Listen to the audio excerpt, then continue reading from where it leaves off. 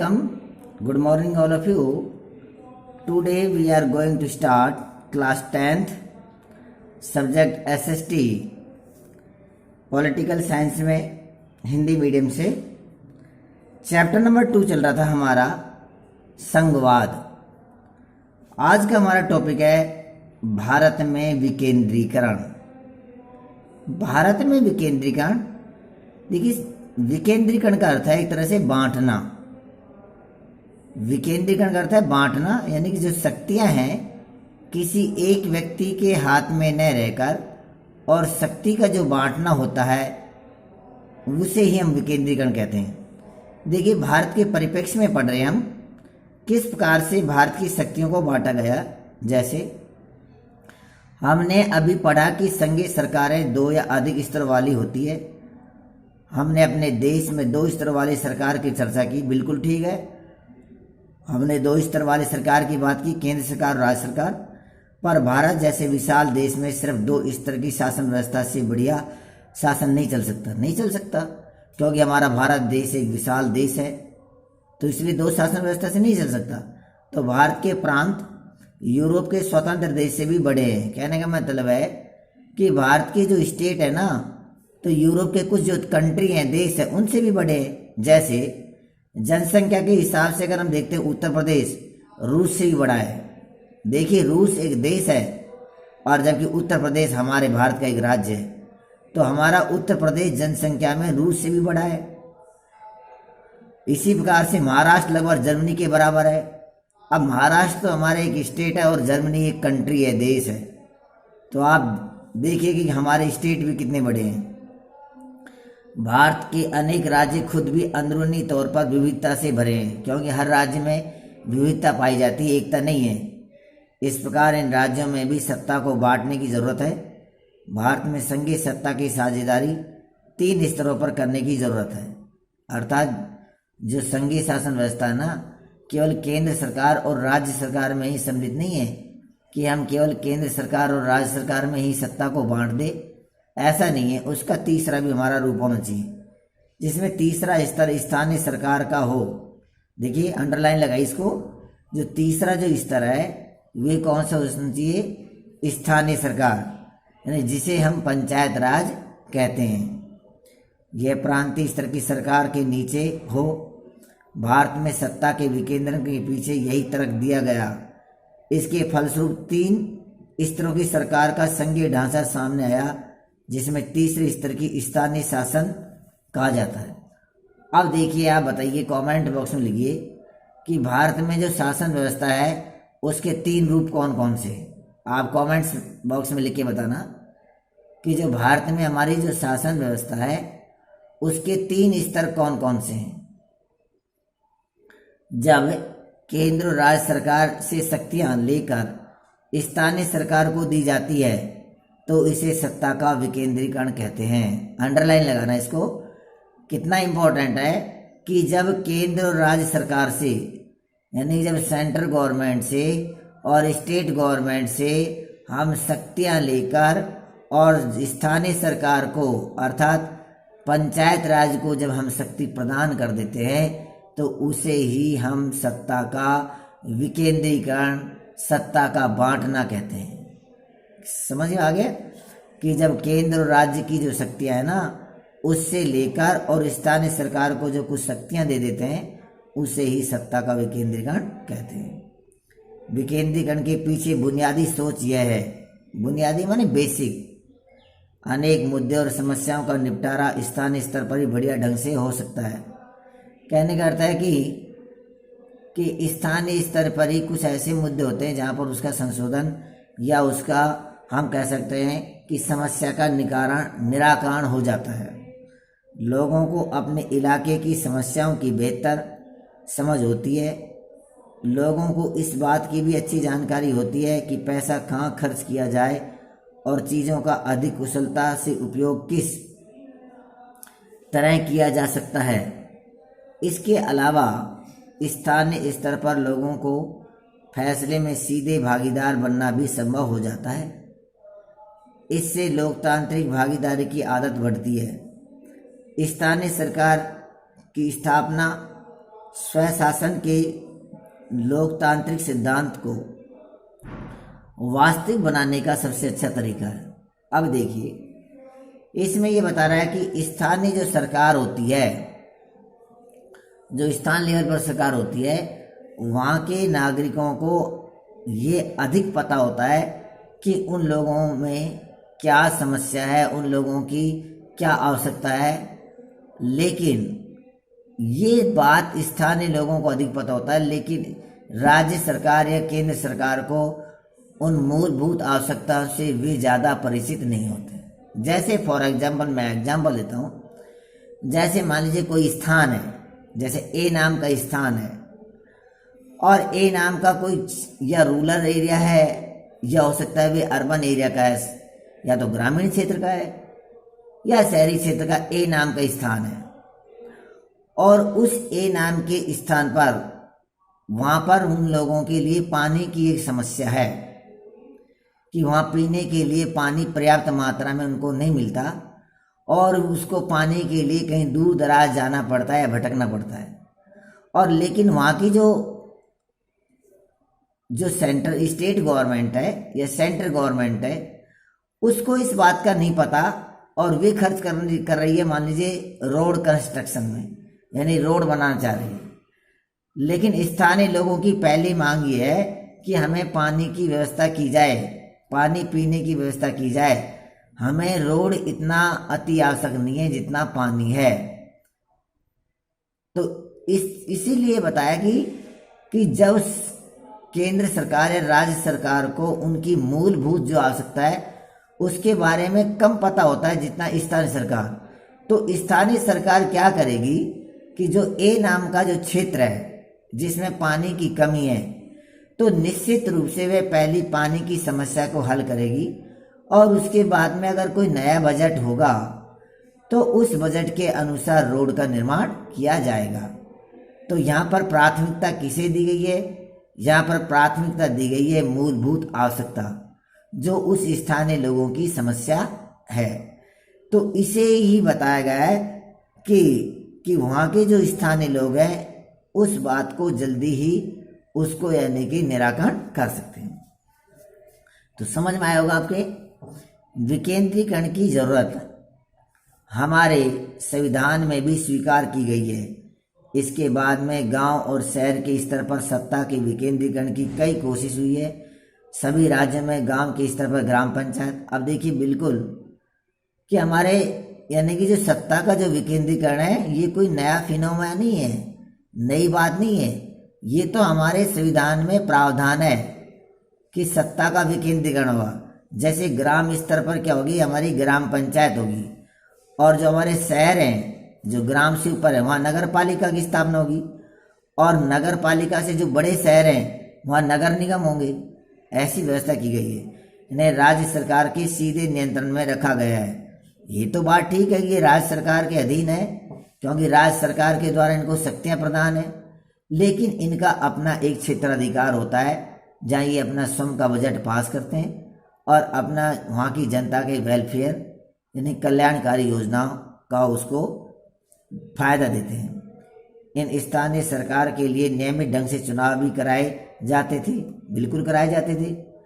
इसके पास न तो अपना कोई अधिकार था पहले, न संसाधन। इस प्रकार प्रभावी ढंग से सत्ता का विकेंद्रीकरण पहले क्या कि नाम मात्र का था, यानी कि नियमित रूप से चुनाव नहीं होते थे और उनको इतना नहीं हुआ। तो फिर क्या हुआ, फिर देखिए क्या चेंजिंग हुआ।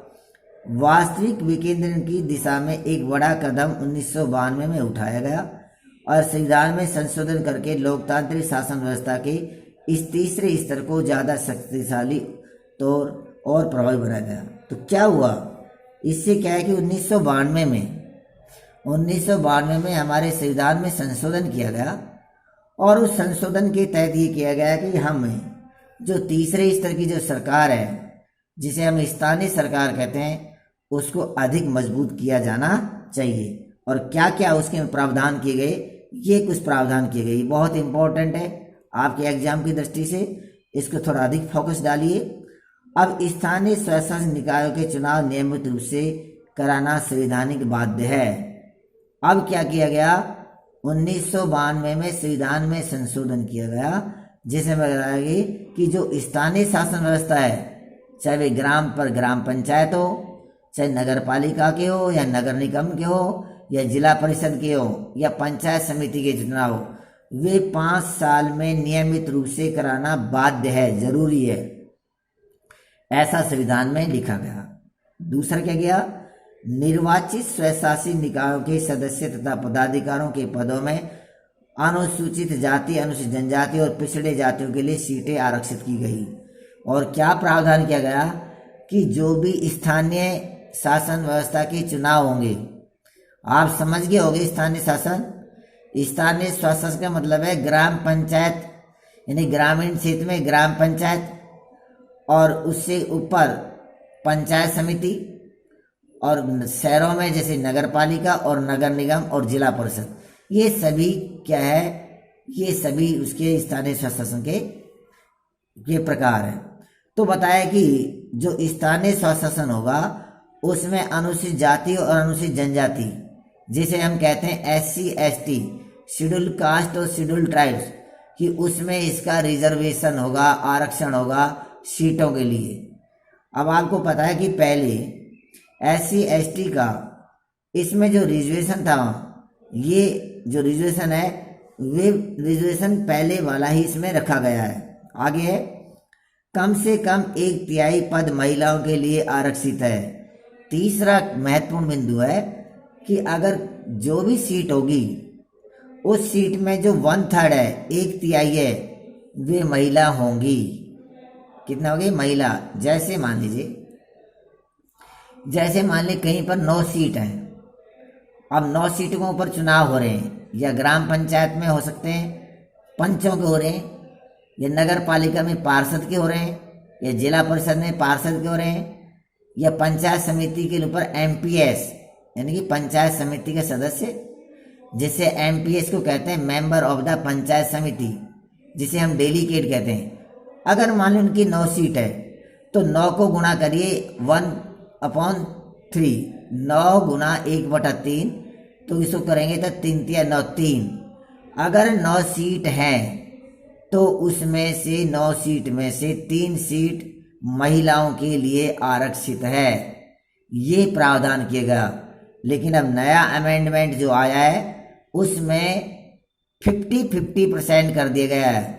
जैसे मान लीजिए किसी ग्राम पंचायत में 10 पंचों की आवश्यकता है, 10 पंच हैं, 10 वार्ड है, तो वहां पर 5 महिला पंच होगी और 5 पुरुष पंच होंगे।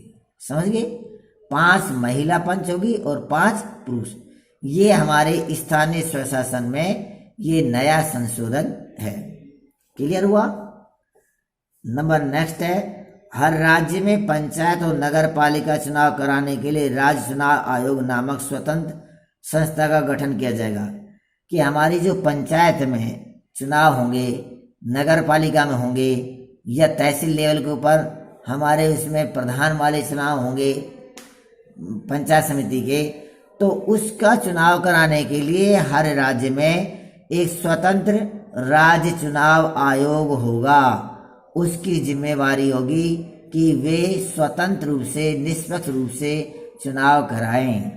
नेक्स्ट है, राज्य सरकार को अपने राजस्व और अधिकारों का कुछ हिस्सा इन स्थानीय स्वशासी निकायों को देना पड़ता है। सत्ता में भागीदारी की प्रकृति हर राज्य में अलग अलग है।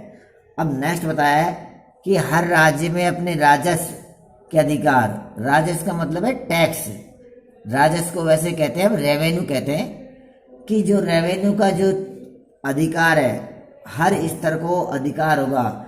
जैसे ग्राम पंचायत अपने क्षेत्र अधिकार में जितने भी भूमि आती है उससे वे उन किसानों से लगान लेने का अधिकार है। नगर पालिका के क्षेत्र में जितना भी उसका क्षेत्र अधिकार है वहाँ उसको वे टैक्स ले सकता है। तो ये क्या है कि हर राज्य में अलग अलग नियम है। तो आप समझ गए होंगे कि किस प्रकार से सत्ता का विकेंद्रीकरण किया गया है। क्या आप कह सकते हो कि सत्ता केवल केंद्र सरकार के हाथ में? नहीं कह सकते आप कि सत्ता केंद्र सरकार में नहीं है। सत्ता जो है केंद्र सरकार में भी है, राज्य सरकार में भी है, और राज्य सरकार के बाद में स्थानीय सरकार में भी है। तो इसलिए जब सत्ता बट रही है, पावर्स बट रही है, तो उसे ही तो हम कहते हैं सत्ता का विकेंद्रीकरण। समझ में आया आपके कि सत्ता का विकेंद्रीकरण मतलब है शक्ति बांट देना और सबको अपने अधिकार प्रदान कर देना। अब देखिए स्थानीय सरकार के कुछ रूप देखते हैं कि कौन कौन सी स्तर पर कौन कौन सी ये शासन व्यवस्था होती है। सबसे पहले हम ग्रामीण क्षेत्र में लेते हैं। जैसे गांव के स्तर पर मौजूद स्थानीय शासन व्यवस्था को पंचायत राज के नाम से जाना जाता है। प्रत्येक गांव में और कुछ राज्यों में ग्राम समूह भी होते हैं। एक ग्राम पंचायत होती है। क्या होती है? एक ग्राम पंचायत होती है। देखिए, ग्राम अलग होता है, ग्राम पंचायत अलग होती है। ग्राम पंचायत बड़ी होती है, ग्राम छोटा भी हो सकता है। ये जरूरी नहीं है कि हर ग्राम पंचायत हो, लेकिन ये जरूरी है कि जो ग्राम पंचायत है उसमें कुछ गांव सम्मिलित आते हैं। इसलिए आपको क्लियर होना चाहिए कि ग्राम पंचायत बड़ी होती है और ग्राम छोटा होता है, क्योंकि ग्राम पंचायत 2 या 2 से अधिक गांवों को मिलाकर बनाया जाता है, या जो कुछ गांव बड़े हैं तो वे अकेले गांव का भी ग्राम पंचायत हो सकता है कि ये जनसंख्या के आधार पर ऐसा इसके ग्राम पंचायत का गठन होता है। यह एक तरह की परिषद है जिससे कई सदस्य और एक अध्यक्ष होता है। सदस्य वार्डों में चुने जाते हैं और उनसे सामान्यतः पंच कहा जाता है। समझ गया आप? यानी इसमें बिल्कुल सिंपल कहा गया है, कोई इसको रीडिंग करने की जरूरत नहीं है। मैं आपको बताऊं कि इसमें कहा है कि ग्राम पंचायत जो होती है, ग्राम पंचायत का जो अध्यक्ष होता है ग्राम का, उसे हम कहते हैं सरपंच। और जो ग्राम है वे बटा हुआ होता है वार्ड, और उस वार्ड में जो प्रतिनिधि चुना जाता है उसे कहते हैं पंच। क्या कहते हैं? पंच। और उस गांव के लोग, उस ग्राम पंचायत के सभी लोग, मान लीजिए कोई एक ग्राम पंचायत है और उसमें 4 गांव आते हैं, तो चारों गांवों को सबसे पहले वार्ड में बांट दिया जाता है। और वार्ड में बांटने के बाद में हर वार्ड से पंच खड़े होते हैं। तो पंच और जो सरपंच है, उस ग्राम पंचायत के जो वयस्क व्यक्ति है, स्त्री और पुरुष, वयस्क व्यक्ति जो 18 वर्ष पूरी कर चुका है, वे मतदान करते हैं और उनके द्वारा ही पंच और सरपंच निर्वाचित होते हैं। अब एक पद और होता है उप सरपंच। उप सरपंच का जो चुनाव होता है पंच और सरपंच के दूसरे दिन होता है, कि जो पंच जो चुनकर आए हैं। अब देखिए, उप सरपंच का चुनाव आम जनता नहीं करती। उप सरपंच का चुनाव जो चुने हुए जो पंच हैं, वे पंच उप सरपंच को चुनते हैं। तो ये हो गया हमारी ग्राम पंचायत की बात। अब दूसरा हम लेते हैं, दूसरा हमारे ब्लॉक के ऊपर लेते हैं, जिसे हम पंचायत समिति कहते हैं। पंचायत समिति कहते हैं या उसको हम मंडल कहते हैं। ये क्या है कि कुछ गांवों को, जो ग्राम पंचायत है, उस ग्राम पंचायतों को मिलाकर और पंचायत समिति बनती है। जैसे मान लीजिए, जैसे राजस्थान में अपने अलवर डिस्ट्रिक्ट है, और अलवर डिस्ट्रिक्ट में जैसे मुंडावर तहसील है, पंचायत समिति है। तो मुंडावर जो पंचायत समिति है, इसमें मुंडावर जो तहसील है, इसकी जितने भी ग्राम पंचायत है, वे ग्राम पंचायत पंचायत समिति के अंडर में आती हैं। तो उनके लिए भी चुनाव होता है, जिन्हें हम कहते हैं एमपीएस। एमपीएस का मतलब होता है मेंबर ऑफ पंचायत समिति, या हिंदी में हम उसको कहेंगे पंचायत समिति के सदस्य। आम भाषा में हम उसको डायरेक्टर बोलते हैं, डेलीगेट बोलते हैं। तो इनका चुनाव भी होता है, और इनका चुनाव होने के बाद में, और जो एक तहसील का या हम कैसे पंचायत समिति का, उसका जो मुखिया होता है वे होता है प्रधान। कौन होता है? प्रधान होता है। तो उसको भी ऐसे ही पंचायत समिति को पूरे वार्ड में बांट दिया जाता है। मान लीजिए मुंडावर पंचायत समिति है और उसमें मान लीजिए 45 ग्राम पंचायत है, 45 ग्राम पंचायत है, तो उनका जनसंख्या के आधार पर लगभग 1.5 ग्राम पंचायत के ऊपर एक एमपीएस खड़ा होता है, और उसके माध्यम से फिर प्रधान बनता है। इसी स्तर पे हम देखते हैं हम जिला स्तर के ऊपर। तो जिला स्तर पर क्या होता है? ये जिला स्तर उससे थोड़ा और बड़ा हो गया कि जो हमारी पंचायत समिति हैं, सारी पंचायत समिति मिलकर और जिला परिषद का निर्माण करती है। जैसे मान लीजिए राजस्थान में अलवर जिला है, और अलवर जो जिला है और अलवर जिले के अंदर जितनी भी हमारी पंचायत समिति हैं, उन पंचायत समितियों को मिलाकर पूरे जिले को वार्ड में बांट दिया जाता है। और वार्ड में बांटने के बाद में उनसे जो चुनाव कराया जाता है, तो उनके प्रतिनिधि को कहते हैं पार्षद। क्या कहते हैं इनको? पार्षद। और उन पार्षद के माध्यम से फिर बाद में जिले का जो प्रमुख होता है, वो होता है जिला प्रमुख। तो ये सब वैश्य मताधिकार पर होता है। ये तो हो गया आपके ग्रामीण क्षेत्र में।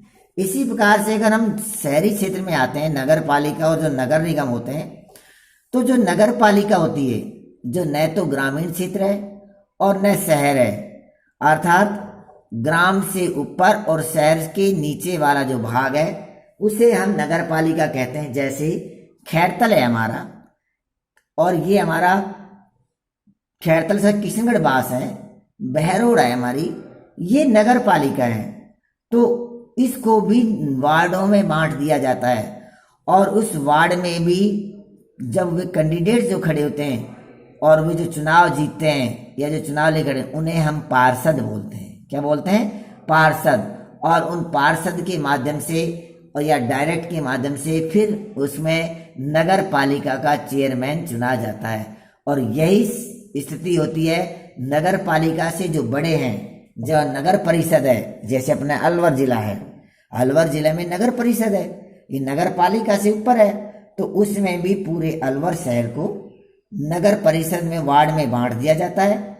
और उसके भी जो कैंडिडेट्स होता है वार्ड को, उसको भी हम पार्षद बोलते हैं। और उसे नगर परिषद का जो है ना, उसका अध्यक्ष बनाया जाता है। सेम यही कंडीशन नगर परिषद से ऊपर होता है नगर निगम, जहाँ पर जनसंख्या अधिक होती है।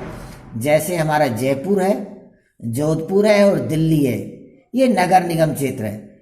इनको भी वैसे ही वार्ड में विभाजित कर दिया जाता है। और उनका जो कैंडिडेट है वार्ड वालों को, उनको भी हम पार्षद बोलते हैं। और उसका जो अध्यक्ष होता है, उसको हम बोलते हैं मेयर बोलते हैं। क्या बोलते हैं? मेयर बोलते हैं। तो ये जो प्रोसीजर है, ये हमारे पंचायत राज व्यवस्था की प्रोसीजर है। तो इसलिए हम स्पष्ट रूप से कह सकते हैं कि हमारी जो सत्ता है ना, वे सत्ता का विकेंद्रीकरण है। सत्ता हमारी बटी हुई है, पावर जो है ना बटी हुई है, किसी एक व्यक्ति के हाथ में नहीं है। तो ये था आज का हमारा चैप्टर कि भारत में विकेंद्रीकरण का अर्थ समझा आपने कि विकेंद्रीकरण किसे कहते हैं। कि विकेंद्रीकरण का अर्थ आपने समझा कि विकेंद्रीकरण का अर्थ है एक तरह से बांट देना, शक्ति का बंटवारा। फिर उसके बाद में आपने पढ़ा 1992 में हमारे संविधान में संशोधन किया गया। और भारतीय संविधान में संशोधन करने के बाद में जो स्थानीय शासन व्यवस्था थी, उसको अधिक मजबूत किया गया। जैसे स्थानीय शासन में नियमित रूप से चुनाव होंगे और वहाँ पर अनुसूचित जाति जनजातियों का रिजर्वेशन होगा। और महिलाओं के लिए कम से कम 1/3 पद रिजर्व किया गया। और अब उसका रिजर्वेशन 50% यानी 50% रिजर्वेशन है। और हर इसको चुनाव कराने के लिए एक राज्य चुनाव आयोग होगा। और उसके साथ में उनको राजस्व का अधिकार दिया गया। और लास्ट में आपने पढ़ा कि जो स्थानीय सरकार के रूप पढ़ा कि ग्राम पंचायत के ऊपर, आपकी ग्राम पंचायत में उसका जो मुखिया होता है वे सरपंच होता है। और सरपंच से जो नीचे होता है वे उप सरपंच होता है। और उप सरपंच के नीचे पंच होता है। तो ये आपने उसके पढ़ा। और इसी प्रकार से जो नगर आपके पंचायत समिति होती है, और पंचायत समिति होती है, उनके जो सदस्य हैं उनको पंचायत समिति सदस्य MPS बोलते हैं। और पंचायत समिति का जो मुखिया होता है उसे प्रधान बोलते हैं। फिर हमारे जिला स्तर पर आते हैं, तो जिले का जो प्रमुख होता है राजनीतिक, उसे हम जिला प्रमुख बोलते हैं। और जिला परिषद के सदस्य को हम पार्षद बोलते हैं। इसी प्रकार से अगर शहरों में देखते हैं तो नगर पालिका, नगर परिषद और नगर निगम होते हैं, जहाँ के सदस्य को हम पार्षद बोलते हैं, तीनों को ही, चाहे वे नगर पालिका का हो या नगर परिषद का हो या नगर निगम का हो, उनको हम क्या कि पार्षद बोलते हैं। और इनका जो अध्यक्ष है उनको हम, जैसे मेयर है, नगर पालिका का जो चेयरमैन है या अध्यक्ष है, नगर परिषद अध्यक्ष है, उस नाम से जानते हैं। तो ये था हमारे भारत में विकेंद्रीकरण वाला चैप्टर। ये जो हमारा चैप्टर है ये कंप्लीट हो गया, और इसके बाद में हम इसके क्वेश्चन जो आसान है उसके ऊपर डिस्कस करेंगे नेक्स्ट वीडियो में। और जो ये पॉलिटिकल के जो तुम्हारे इस सेशन में 2021 और 22 में जो टर्म सिस्टम जो आपके जो एग्ज़ाम होगा उसमें पॉलिटिकल साइंस में केवल 2 ही चैप्टर हैं, और इसके बाद में हम आपका जो अगली जो दूसरी जो पुस्तक है इकोनॉमिक्स, उसको हम पढ़ाएंगे। फिर भी अगर आपको इस बुक में इसमें जो 2 चैप्टर है, पहले सत्ता की साझेदारी और दूसरा संघवाद, अगर कोई भी प्रॉब्लम हो, कोई भी आपकी क्वेरीज हो, तो आप कमेंट्स बॉक्स में लिखना, आपकी प्रॉब्लम का सॉल्यूशन किया जाएगा। Okay, thank you.